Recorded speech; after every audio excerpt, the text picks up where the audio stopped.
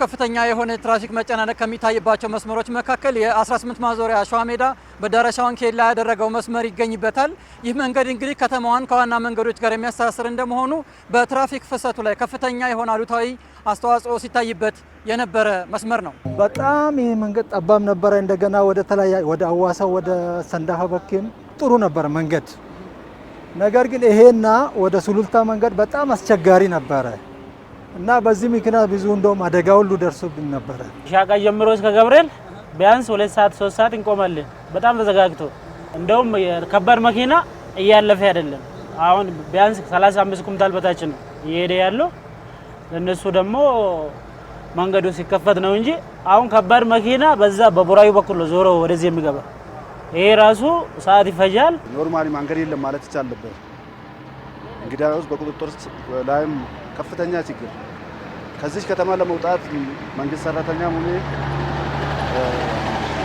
ተሳፋሪ በዚህ ከተማ ውስጥ 2 ሰዓት እስከ 3 ሰዓት ጊዜውን ያቃጥል ነበር። የ24.73 ኪሎ ሜትር ርዝመትና 50 ሜትር ስፋት እንዲኖረው ተደርጎ እየተገነባ ያለው የመንገድ ፕሮጀክት ከ18 አደባባይ አሸዋ ሜዳ እንዲሁም ኬላ የሚደርስ ነው። አስፈላጊው የጥራት ቁጥጥር ስራም እየተደረገለት የሚገኝ ነው። ትራፊክ የሚሄድበት 8 ሌኖች ያሉት ከዛ በተጨማሪ ደግሞ የጎንና ጎን ላይ በሁለቱም ሳይድ ላይ የእግረኛ መንገድ 5 ሜትር 10 ሜትር ይዞ ከዛ በተጨማሪ 2 ሜትር ደግሞ የሳይክል ሌን ያለው ግሪነሪም 2 ሜትር ያለው ጠቅላላ ስፋቱ 50 ሜትር የሆነ መንገድ ነው። ከነ ኮሪደር ሴት ባኩ ጋር 66 ሜትር የሚሸፍን መንገድ ነው ማለት ነው። ኤግዚስቲንግ መንገዱ 7 ሜትር ነው። ወደ 50 ሜትር ያህል ሰፋ ብሎ ነው የሚሰራው። የተለያየ ፋሲሊቲዎች አሉት። እግረኛ መንገድ አለው፣ የሳይክል ባይክ አለው፣ እንዲሁም ስማርት አይቲኤስ አለው። የመንገድ ፕሮጀክቱ እየተከናወነ የሚገኘው በኢትዮጵያ መንገዶች አስተዳደር የራስ አቅምና ከብሪጅ ኮንስትራክሽን ኃላፊነቱ የተወሰነ የግል ማህበር በጋራ በመሆን ነው። አሁን ላይ የጥራት ደረጃውን አስጠብቆ ከመስራት ባለፈ ፕሮጀክቱን በፍጥነት ለማጠናቀቅ በትኩረት እየተሰራም ይገኛል። 7/24 ነው የምንሰራው። ሌሊት ሙሉ ይሰራል። እሁድም በዓላትም አንልም።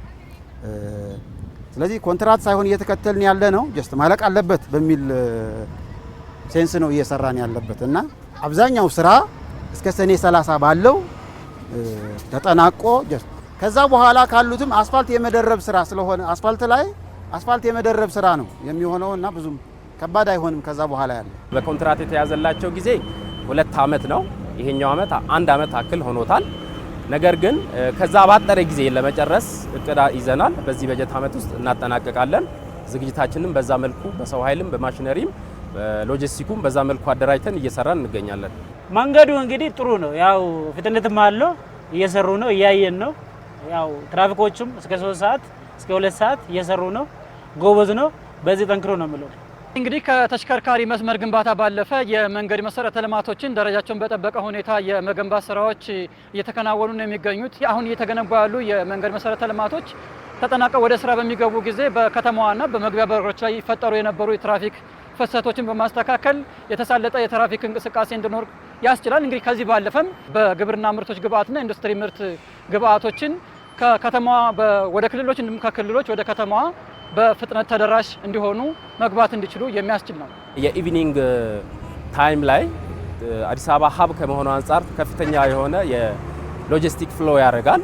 የኢንዱስትሪ ፕሮዳክቶችም የግብርና ፕሮዳክቶችም የሚገቡበት አቅጣጫዎች ከመሆናቸው አንጻር ከፍተኛ መጨናነቆች ይታያሉ።